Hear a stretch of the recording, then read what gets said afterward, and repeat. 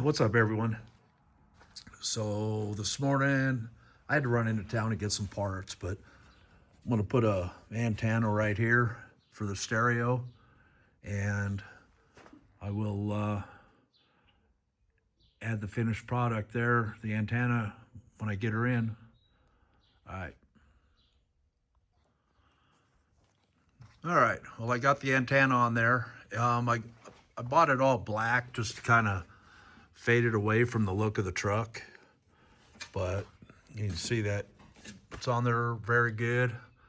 It's mostly straight, considering that hole was already there for the antenna for the old one, but the old one would have poked way out this way. So I've got it set up so it's pretty close to being up and down, or straight up and down. But anyways, that's the antenna on the old girl.